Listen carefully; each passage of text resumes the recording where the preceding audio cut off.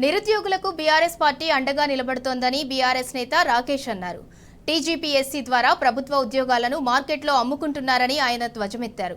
Group 1 కు సంబంధించి ఇప్పటి వరకు కటాఫ్ మార్కులు ఇవ్వలేదన్నారు. కోచింగ్ సెంటర్లతో కుమ్మక్కై ఉద్యోగాలను అమ్ముకుంటున్నారని రాకేష్ ఆరోపించారు.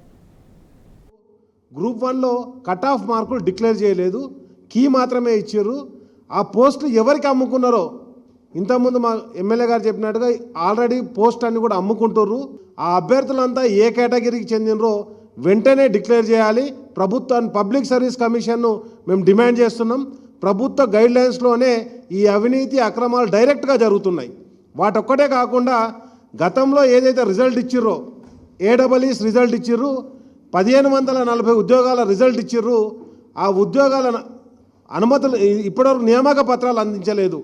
అదేవిధంగా ఏఈస్కి టౌన్ ప్లానింగ్ ఆఫీసర్స్ కూడా ఏఈస్ వచ్చేసి 833 పోస్టులు, టౌన్ ప్లానింగ్ వచ్చేసి 175 పోస్టులు.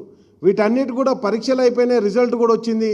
ఇంతవరకు వాళ్ళకు నియామక పత్రాలు అందించలేదు. వాటన్నిటి కూడా ఈరోజు మార్కెట్లో అమ్ముకుంటుర్రు.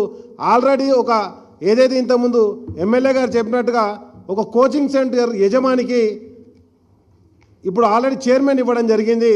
ఇక ఆ చైర్మన్ కూడా ఎందుకంటే మా కేటీఆర్ గారిని హరీష్ రావు గారిని అన్నారు కదా, కోచింగ్ సెంటర్లతో కుమ్మక్కై మీరు ఈరోజు ధర్నాలు చేస్తున్నారని ఆల్రెడీ ఆయనకు ఒక చైర్మన్ ఇచ్చిర్రు.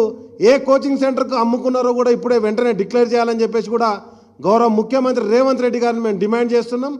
అదేవిధంగా ఈరోజు పబ్లిక్ సర్వీస్ కమిషన్లో కూడా ఉద్యోగాలు బేరానికి పెట్టిర్రు, అమ్మకం చేస్తున్న రేవంత్ రెడ్డి మళ్ళీ మా మీదనే బీఆర్ఎస్ పార్టీ మీదనే దుష్ప్రచారం చేస్తుర్రు. ఈరోజు బీఆర్ఎస్ పార్టీ నిరుద్యోగుల పక్షాన వాళ్ళు చేస్తున్న పోరాటానికి మద్దతు తెలుపుతుంది.